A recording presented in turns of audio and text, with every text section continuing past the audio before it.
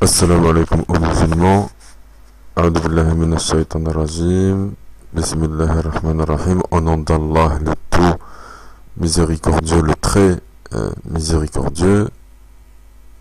Ô prophète, crains Allah et n'obéis pas aux infidèles et aux hypocrites, car Allah demeure omniscient et sage.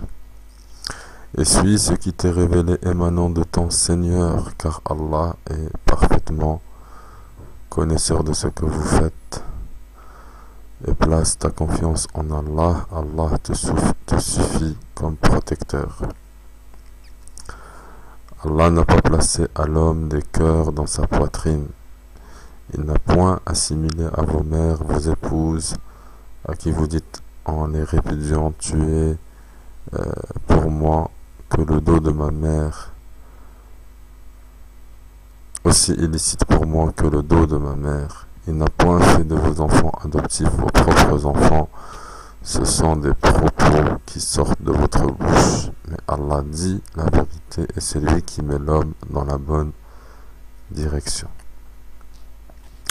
Appelez-les du nom de leur père. C'est plus équitable devant Allah. Mais si vous ne connaissez pas leur père, alors considérez-les comme vos frères en religion ou vos alliés. Nul blâme sur vous pour ce que vous faites par erreur, mais vous serez blâmés pour ce que vos cœurs font délibérément. Allah cependant est pardonneur et miséricordieux. Le prophète a plus de droits sur les croyants qu'ils n'en ont sur eux-mêmes.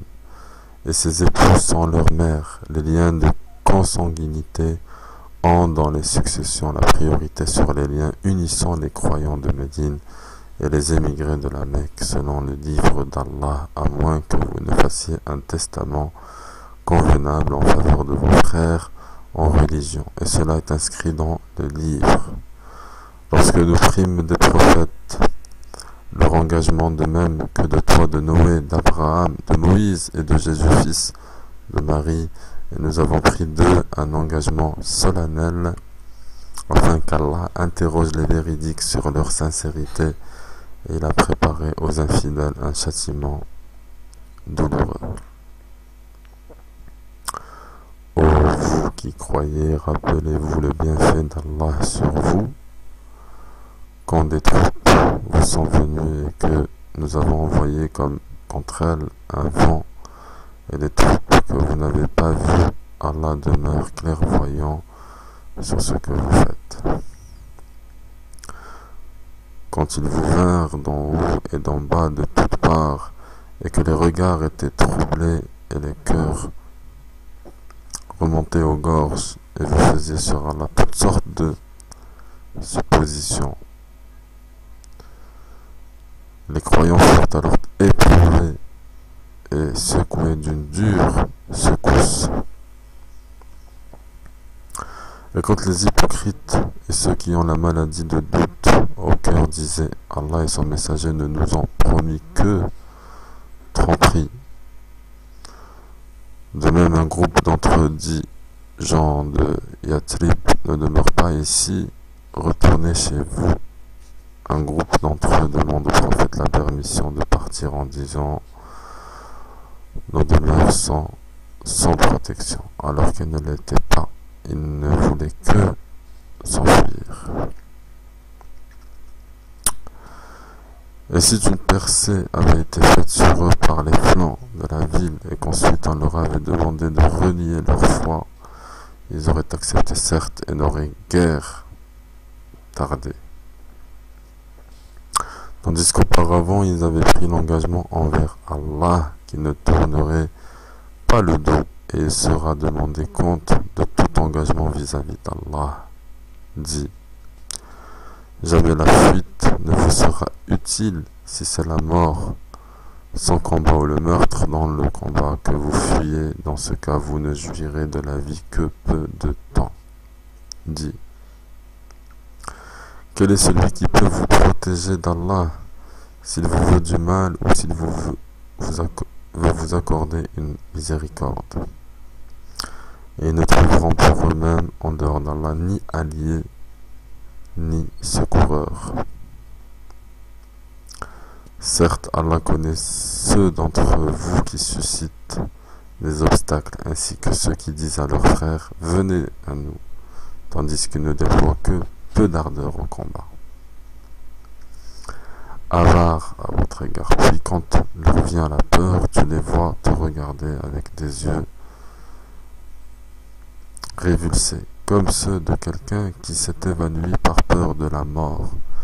Une fois la peur passée, ils vous lacèrent avec des langues affilées, alors qu'ils s'enchissent à faire le bien. Ceux-là n'ont jamais cru. Allah donc rend vaine leur action et cela est facile à Allah. Ils pensent que les coalisés ne sont pas partis. Or, si les coalisés revenaient, ces gens-là souhaiteraient être des nomades parmi les Bédouins et se contenteraient de demander de vos nouvelles. S'ils étaient parmi vous, ils n'auraient combattu que très peu. En effet, vous avez dans le message d'Allah un excellent modèle à suivre pour quiconque espère en Allah et au jour dernier et invoque Allah fréquemment. Et quand les croyants virent les coalisés, ils dirent « Voilà ce qu'Allah et son messager nous avaient promis. » Et Allah et son messager disaient la vérité, et cela ne fit que croître leur foi et leur soumission. Il est parmi les croyants des hommes qui ont été sincères dans leur engagement envers Allah. Certains d'entre eux ont atteint leur fin, et d'autres attendent encore, et ils n'ont varié aucunement dans leur engagement. Afin qu'Allah récompense les véridiques pour leur sincérité et châtie s'il veut les hypocrites ou accepte leur repentir, car Allah est pardonneur et miséricordieux. Et Allah a renvoyé avec leur rage les infidèles sans qu'ils n'aient obtenu aucun bien. Et Allah a épargné aux croyants le combat. Allah est fort et puissant. Et il a fait descendre de leur forteresse ceux des gens du livre qui les avaient soutenus. Et il a jeté l'effroi dans leur cœur. Un groupe d'entre eux vous tuez et un groupe vous faisiez prisonniers. Et il vous a fait hériter leur terre, leur demeure, leurs biens et aussi une terre que vous n'aviez point foulée. Et Allah est omniscient. Ô prophète, dis à tes épouses, si c'est la vie présente que vous désirez et sa parure, alors venez, je vous demanderai les moyens d'en jouir et vous libérerez par un divorce sans préjudice. Mais si c'est Allah que vous voulez et son messager ainsi que la demeure dernier, Allah a préparé pour les bienfaisantes parmi vous une énorme récompense.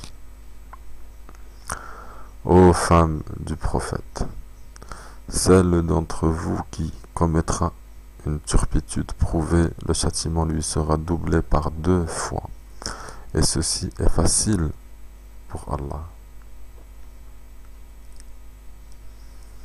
Et celle d'entre vous qui est entièrement soumise à Allah et à son messager, et qui a fait le bien, nous lui accorderons 2 fois sa récompense. Et nous avons préparé pour elle une généreuse attribution. Ô femmes du prophète, vous n'êtes comparables à aucune autre femme. Si vous êtes pieuse, ne soyez pas trop complaisante dans votre langage, afin que celui-ci dont le cœur est malade ne vous convoite pas, et tenez un langage décent. Restez dans vos foyers et ne vous exhibez pas à la manière des femmes avant l'islam. Accomplissez le salat, acquittez la zakat et obéissez à Allah et à son messager. Allah ne veut que vous débarrasser de toute souillure, ô gens de la maison, et vous purifiez pleinement. Et gardez dans vos mémoires ce qui dans vos foyers est récité des versets d'Allah et de la sagesse. Allah est doux et parfaitement connaisseur. Les musulmans et musulmanes, croyants et croyantes, obéissants et obéissantes, loyaux et loyales, endurants et endurantes, craignants et craignantes, donneurs et donneuses, d'aumônes, jeûnants et jeûnantes, gardiens de leur chasteté et gardiennes, invocateurs souvent d'Allah et invocatrices. Allah a préparé pour eux un pardon et une énorme récompense. Il n'appartient pas à un croyant ou à une croyante, une fois qu'Allah et son messager ont décidé d'une chose, d'avoir encore le choix dans leur façon d'agir. Et quiconque désobéit à Allah et à son messager s'est égaré, certes, d'un égarement évident. Quand tu disais à celui qu'Allah avait comblé de bienfaits, tout comme toi-même l'avais comblé, garde pour toi ton épouse et crains Allah, et tu cachais en ton âme ce qu'Allah allait rendre public. Tu craignais les gens, et c'est Allah qui est plus digne de ta crainte. Puis quand Zayd eut cessé toute relation avec elle, nous te la fîmes épouser, afin qu'il n'y ait aucun empêchement pour les croyants d'épouser les femmes de leurs fils adoptifs. Quand ceci cesse toute relation avec elle, le commandement d'Allah doit être exécuté. Nul grief à faire au prophète, en ce qu'Allah lui a imposé conformément aux lois établies pour ceux qui vécurent antérieurement. Le commandement d'Allah est un décret inéluctable. Ceux qui communiquent les messages d'Allah, le craignant et ne redoutaient nul autre qu'Allah, et Allah suffit pour tenir le compte de tout. Mohammed n'a jamais été le père de l'un de vos hommes, mais le messager d'Allah est le dernier des prophètes. Allah est omniscient. Ô vous qui croyez,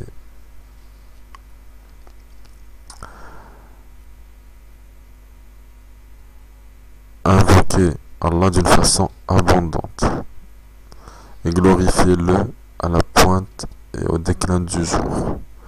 C'est lui qui prie sur vous ainsi que ses anges, afin qu'il vous fasse sortir des ténèbres à la lumière, et il est miséricordieux envers les croyants. Leur salutation au jour où ils le rencontreront sera salam, et il leur a préparé une généreuse récompense.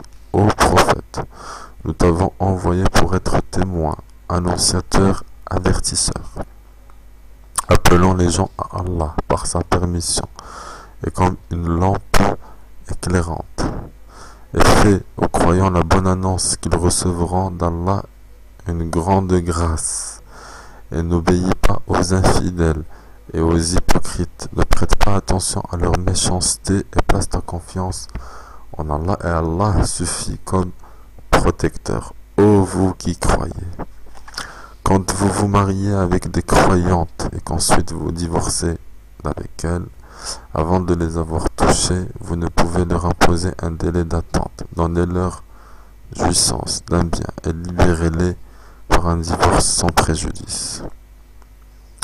Ô prophète, nous t'avons rendu licite tes épouses à qui tu as donné leur dot, ce que tu as possédé légalement parmi les captives, qu'Allah t'a destiné, les filles de ton oncle paternel, les filles de tes tantes paternelles, les filles de ton oncle maternel et les filles de tes tantes maternelles, celles qui avaient émigré en ta compagnie, ainsi que toute femme croyante, si elle fait don de sa personne au prophète, pourvu que le prophète consente à se marier avec elle. C'est là un privilège pour toi à l'exécution des autres croyants.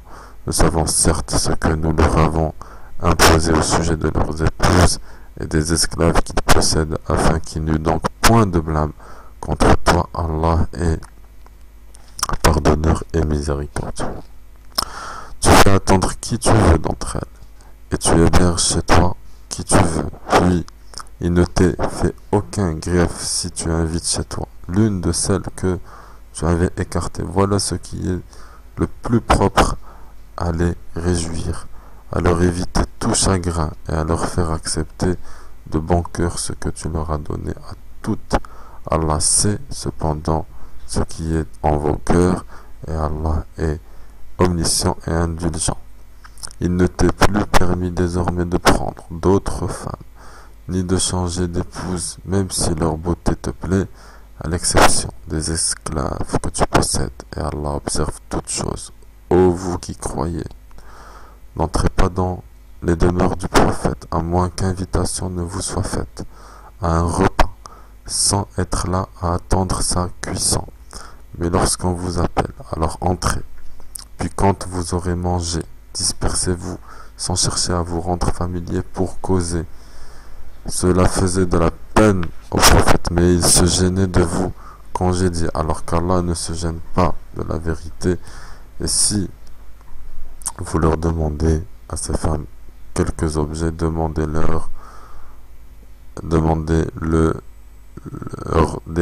derrière un rideau. C'est plus pur pour vos cœurs et leurs cœurs. Vous ne devez pas faire de la peine au messager d'Allah, ni jamais vous marier avec ses épouses après lui. Ce serait auprès d'Allah un énorme péché. Que vous divulguiez une chose ou que vous la cachiez, Allah demeure omniscient. Nul greffe sur elle au sujet de leur père, leurs fils, leurs frères, les fils de leurs frères, les fils de leurs sœurs, leurs femmes et les esclaves qu'elles possèdent. Et craignez Allah, car Allah est témoin de toutes choses. Certes, Allah et ses anges prient sur le prophète. Ô vous qui croyez, priez sur lui et adressez-lui vos salutations. Ceux qui offensent Allah et son messager, Allah les maudit ici-bas, comme dans l'au-delà, et leur prépare un châtiment avilissant. Et ceux qui offensent les croyants et les croyantes sans qu'ils l'aient mérité se chargent d'une calomnie et d'un péché évident. Ô prophète, dis à tes épouses, à tes filles et aux femmes des croyants de ramener sur elles le grand voile. Elles en seront plus vite reconnues et éviteront d'elles d'être offensées. Allah est pardonneur et miséricordieux. Certes, si les hypocrites, ceux qui ont la maladie au cœur et les alarmistes se meurent de troubles, Ahmed, ils ne cessent pas, nous t'inciterons contre eux, et alors ils n'y resteront que peu de temps en ton voisinage. Ce sont des maudits. Où qu'on les trouve, ils seront pris et tués impitoyablement. Telle était la loi établie par Allah envers ceux qui ont vécu auparavant, et tu ne trouveras pas de changement dans la loi d'Allah. Les gens t'interrogent au sujet de l'heure, dis, sa connaissance est exclusive à Allah. Qu'en sais-tu? Il se peut que l'heure soit proche. Allah a maudit les infidèles et leur a préparé une fournaise pour qu'ils y demeurent éternellement sans trouver ni alliés ni secoureurs. Le jour où leurs visages seront tournés dans le feu, ils diront: hélas pour nous, si seulement nous avions obéi à Allah et obéi aux messagers. Et ils dirent: Seigneur, nous avons obéi à nos chefs et à nos grands. C'est donc eux qui nous ont égarés du sentier. Notre Seigneur inflige-leur 2 fois le châtiment et maudit-les d'une grande malédiction. Ô vous qui croyez, ne soyez pas comme ceux qui ont offensé Moïse. Allah l'a déclaré innocent de leur accusation, car il est honorable auprès d'Allah. Ô vous qui croyez, craignez Allah et parlez avec droiture, afin qu'il améliore vos actions et vous pardonne vos péchés.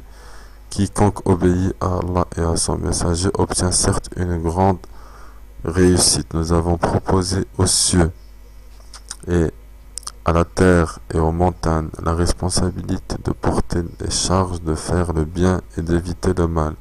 Ils ont refusé de la porter et en ont eu peur, alors que l'homme s'en est chargé, car il est très injuste envers lui-même et très ignorant. Il en est ainsi, afin qu'Allah châtie les hypocrites, hommes et femmes, et les associateurs et les associatrices, et Allah accueille le repentir des croyants et des croyantes. Allah est pardonneur et miséricordieux.